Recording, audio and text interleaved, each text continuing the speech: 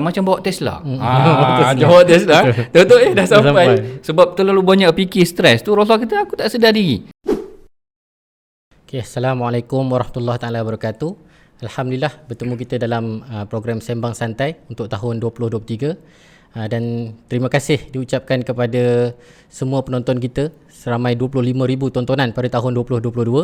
Alhamdulillah, pada hari ini kita akan membincangkan satu topik yang panas, iaitu program Isra' Mi'raj yang akan berlangsung pada 18 hari bulan ni, hari Sabtu. Dan Isra' Mi'raj ini adalah satu perkara yang kontroversi sejak dulu lagi lah. Betul. Kan? Dan hari ini bersama dengan kita ialah Ustaz Dr. Ahmad Sanusi Azmi yang akan membincangkan tentang kontroversi Isra' Mi'raj, yang akan menjawab soalan-soalan kita secara berhujah. Alhamdulillah. Hari ini saya sendiri sebagai YDP lah akan menjadi moderator untuk malam ni. Dan untuk penonton-penonton sekalian, terima kasih kepada 5 penonton kita yang telah berjaya mendapatkan komen terbaik untuk 40 hadis tentang kemuliaan wanita. InsyaAllah kita akan berikan 5 penonton terbaik itu, komen terbaik itu, buku tersebut, dan boleh hubungi staf Ismailillah insyaAllah. Dan kepada semua, sebelum kita teruskan, jangan lupa untuk tekan butang subscribe, like, komen dan share, dan juga tekan butang loceng insyaAllah. Okey, untuk malam ni kita akan tanya Ustaz beberapa soalan, dan kita harap kita dapat memuaskan hati kita lah dengan soalan-soalan yang mungkin menjadi kontroversi sejak lama. Okey, Isra' Mi'raj ni satu perkara yang memang orang kata miracle lah Ustaz kan. Keajaiban. Bahkan dengan Isra' Mi'raj ini sendiri, beberapa kalangan sahabat sendiri yang agak confused, keliru kan. Betul. Bahkan Sayyidina Abu Bakar sendiri digelar As-Siddiq dengan peristiwa Isra' Mi'raj ni. Betul. Okay, kita terus kepada soalan Ustaz. Okay. Sebenarnya Isra' Mi'raj ni nyata ke mimpi Rasulullah? Okay. Silakan Ustaz. Okay, terima kasih saudara Afizi. Hadirin para penonton yang dirahmati Allah sekalian. Yang ni sama yang macam disebutkan oleh saudara Afizi kita, yang mana persoalan mengenai tentang apa kita nak kata tentang kebolehjadian. Kebolehjadian kita kata macam rasional ke perkara tu. Rasulullah cerita naik ke langit dan sebagainya, jumpa orang tu, jumpa orang ni, masuk syurga dan sebagainya. Apakah perkara tu boleh dikategorikan sebagai rasional? Jadi ada beberapa pandangan oleh para ulama. Saya nak ceritanya yang popularnya, maknanya mereka menyatakan sama ada dia berlaku secara fizikal ataupun dia berlaku sebenarnya bukan secara mimpi. Sebahagiannya menggunakan perkataan manam. Manam tu maksudnya mimpi. Tetapi sebenarnya lebih popular adalah biruhihi, maknanya dengan roh sahaja. Maknanya ada sebahagian tabi'i ataupun ada sebahagian sarjana muslim, ulama kita sendiri merasakan mungkin dia berlaku secara mimpi, bukan mimpi, maknanya dengan rohnya sahaja. Yang ni berdasarkan hujah, kerana ada sebuah hadis yang menyatakan Aisyah kata dia tidak terlepas, maknanya Rasulullah punya tubuh masih lagi ada di Makkah. Yang ni berdasarkan riwayat sedemikian, ataupun berdasarkan riwayat yang menyatakan ada lagi jasad Rasulullah, bukan Aisyah, maknanya ada jasad Rasulullah di Makkah ketika itu. Yang ini yang menjadi hujah bagi sebahagian pandangan. Tetapi sebenarnya yang paling tepat adalah yang dipersetujui oleh jumhur, majoriti ulama, adalah secara jasad lah, secara rohnya, secara jasad, roh dan jasadnya. Yang ini berdasarkan beberapa hujah. Hujah yang pertama, bila Rasulullah Allah Ta'ala kata yang subhanallazi asra bi'abdihi, kan, Allah Ta'ala yang perjalankan pada malam tersebut hambanya. Perkataan hambanya tu dalam Al-Quran, bila Allah Ta'ala sebut hamba tu, tak bermaksud hamba tu maksudnya roh saja, betul tak? Betul. Maknanya bila Allah Ta'ala kata roh tu dengan tubuh badan lah. Dengan tubuh badan. Kalau kita saya promote sikit buku ni. Jadi dalam buku ni ada disebutkan tentang lafaz-lafaz yang merujuk kepada Rasulullah menggunakan Abdullah, wa annahu lamma qama Abdullah, ataupun in kuntum fi raibin mimma nazzalna ala abdina. Perkataan abdun ini dalam Al-Quran semuanya merujuk pada roh dan jasad.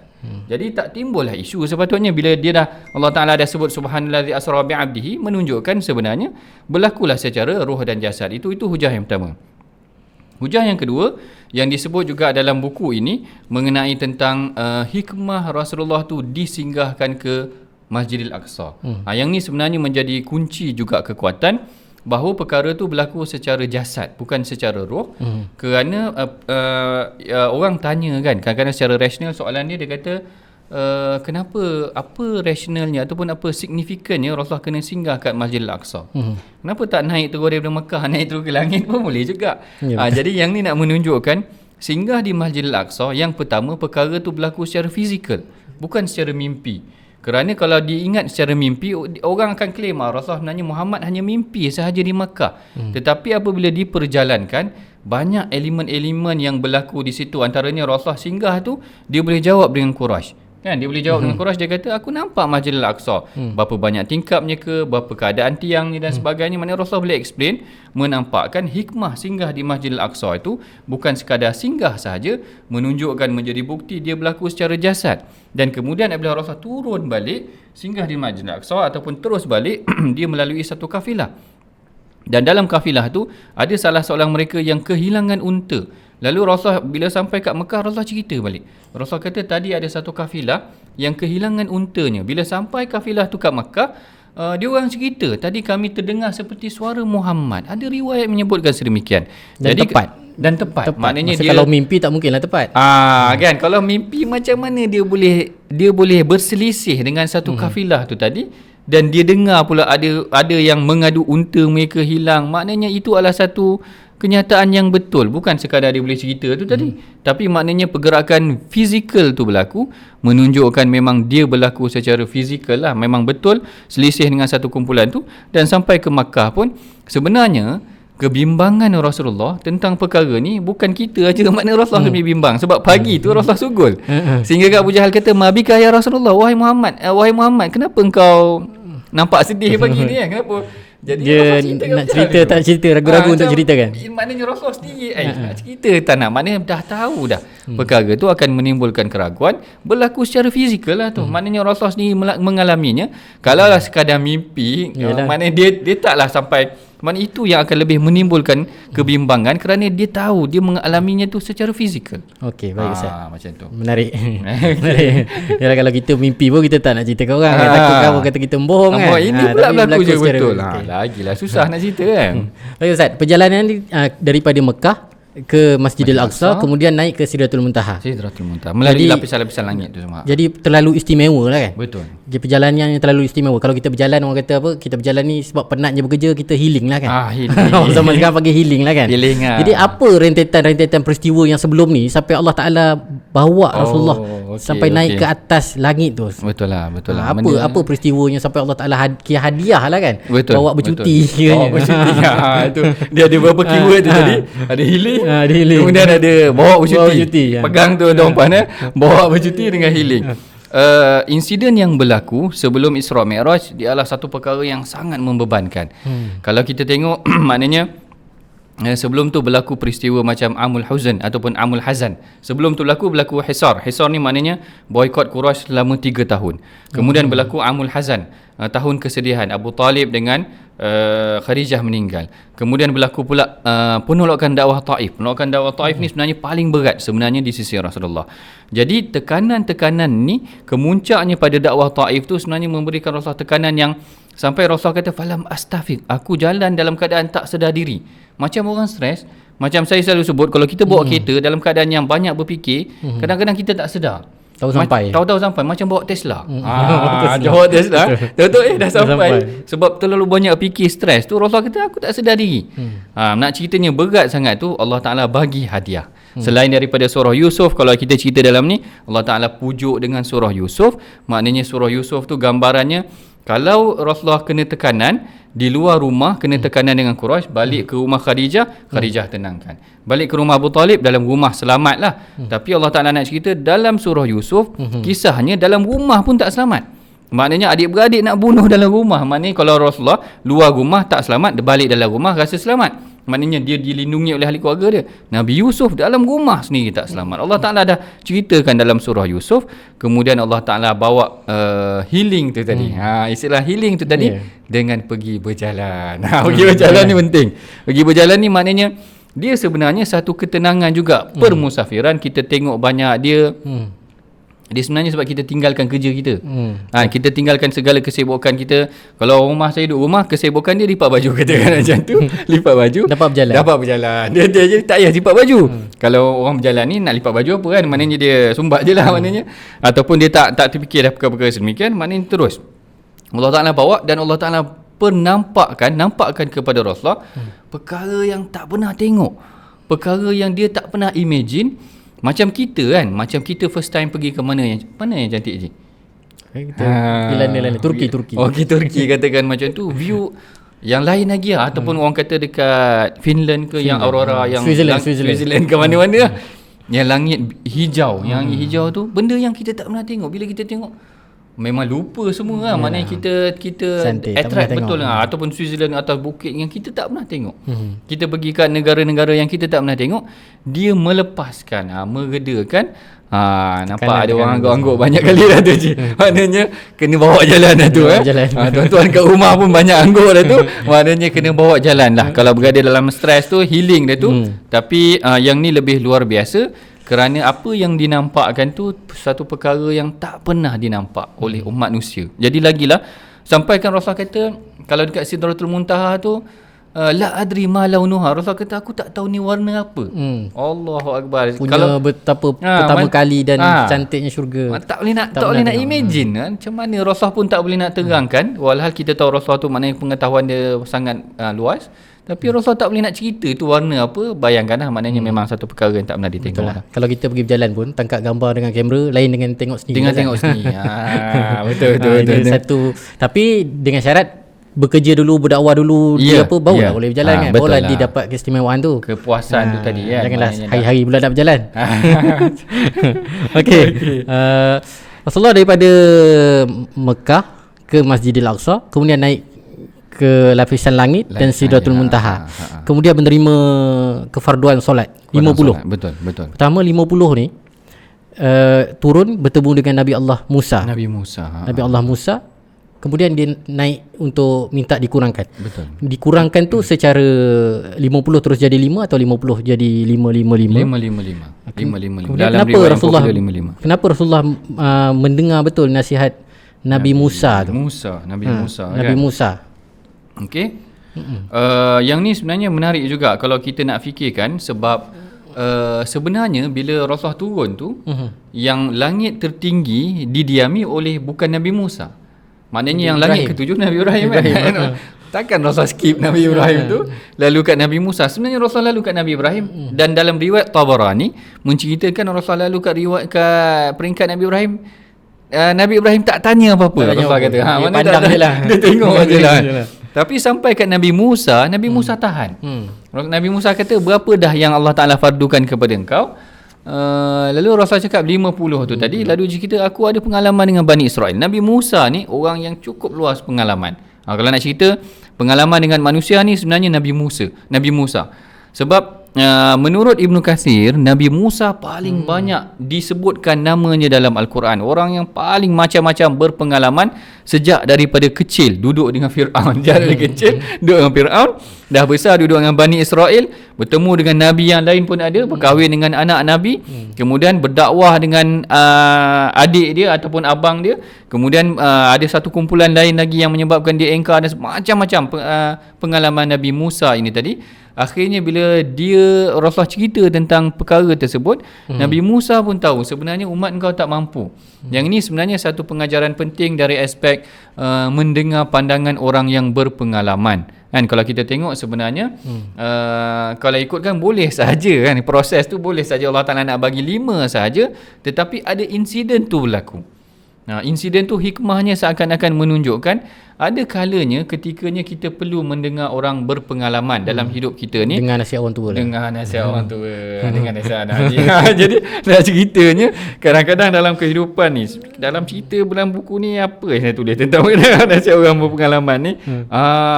Kalau kita tengok sebenarnya pengalaman Nabi Musa ni sendiri, yang satu dari aspek pengalaman Nabi Musa pernah bertemu ataupun dipanggil kalimullah. Kalimullah ni pernah bercakap dengan Allah. Jadi seakan-akannya bila Nabi Musa sendiri ada pengalaman untuk berbicara dengan Allah, tetapi dia tak berpeluang untuk melihat Allah. Melihat Allah ni sebenarnya subjek yang khilaf juga. Subjek yang menjadi perdebatan oleh dalam kalangan para sahabat sendiri.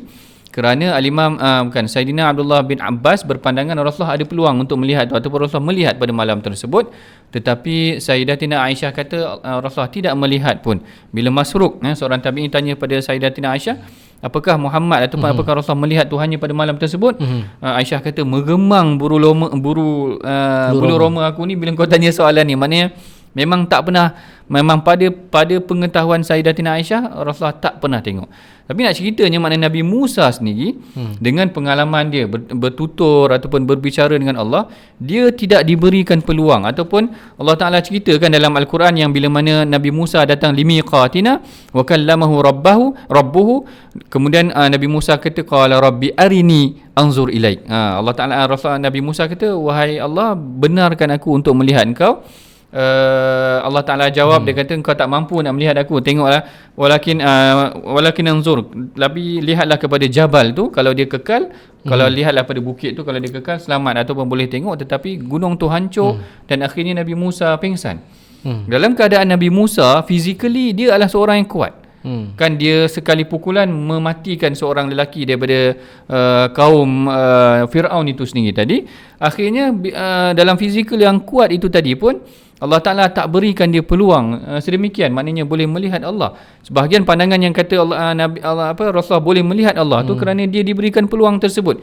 Bila dia dengar pandangan daripada Nabi Musa, menunjukkan sebenarnya Nabi Musa pun orang yang berpengalaman. Aku tak berpeluang untuk melihat Allah Ta'ala, tapi engkau berpeluang untuk berhadapan dengan Allah secara direct. Jadi barangkali ini juga hikmahnya, apabila dia minta lagi supaya kurangkan lagi, akhirnya Rasulullah berulang kali bertemu dengan Allah. 9 ke 10 kali untuk bertemu dengan Allah. Ni satu peluang yang besar lah, yang mana pengalaman yang diberikan oleh Nabi Musa itu tadi memberikan benefit, kelebihan kepada Rasulullah sallallahu alaihi wasallam sendiri. Ada lagi jawapan kedua, tapi saya simpan. Simpan. Untuk sesiapa yang nak tahu jawapan-jawapan ni, boleh dapatkan buku terbaru daripada Dr. Ahmad Sanusi bertajuk Prinsip boleh buat macam tu kehidupan. Okay. Bukan dinamakan. Bukan. Kata ustaz ni sorok ilmu tak nak terang hari ni tak boleh. Tak boleh nak terangkan semua. Masa mencemburui kita. Tapi boleh dapatkan di www.taibah.com. Nanti kita akan bagi link di bawah, insya-Allah. Kemudian Ustaz, panjang lebar kita dah cakap. Sebenarnya ada ke bertemu dengan Nabi, ada di kalangan sahabat ke yang Rasulullah bertemu ataupun berjumpa ketika di perjalanan tu?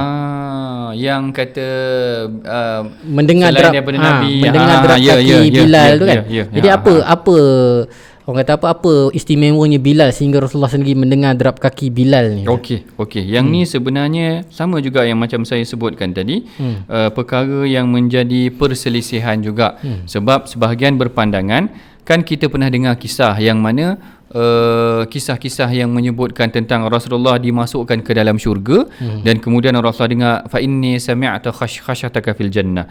Rasulullah kata, wahai Bilal, bima sabaqtani, wahai Bilal, dengan apa engkau mendahului aku, sesungguhnya aku mendengar derapan tapak kakimu di syurga. Sebahagiannya berpandangan bahawa sebenarnya hadis ini berlaku dalam bentuk mimpi sahaja, maknanya Rasulullah diperlihatkan dengan syurga dan dia terdengar derapan tapak kaki Bilal.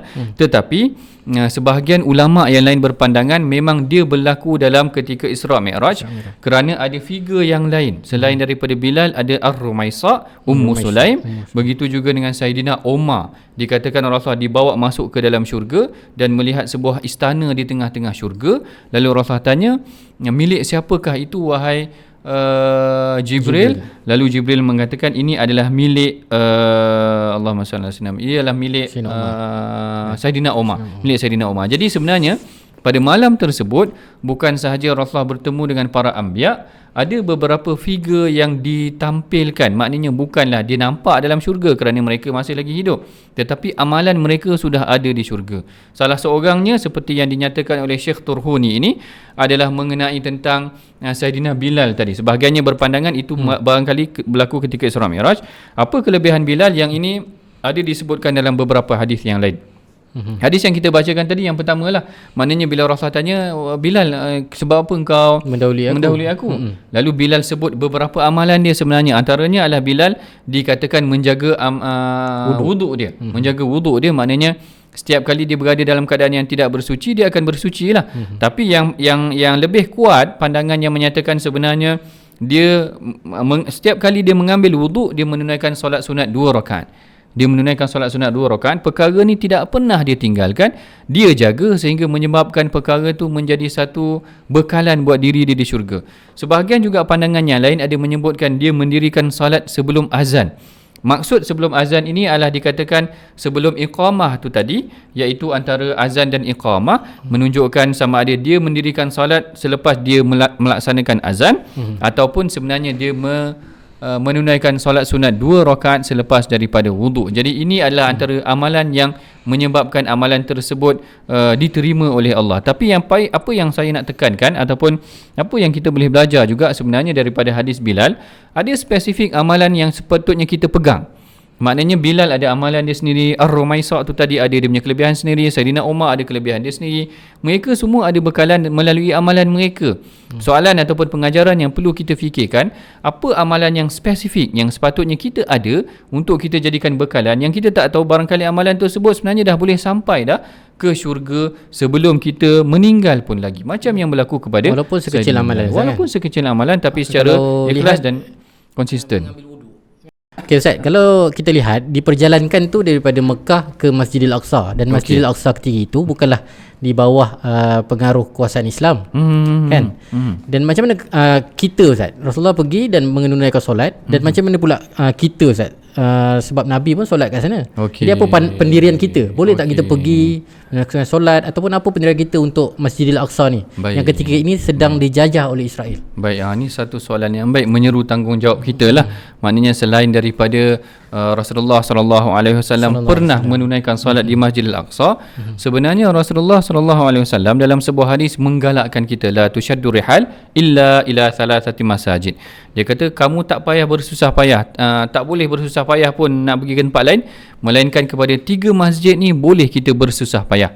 Salah satunya adalah Masjidil Aqsa, maknanya tempat Rasulullah SAW pernah menunaikan solat bersama dengan para nabi. Kemudian kalau kita perhatikan, sebenarnya ada beberapa riwayat yang lain menunjukkan ada sahabat yang bersungguh pergi ke Masjidil Aqsa. Antaranya seperti Al-Arqam bin Abi Al-Arqam.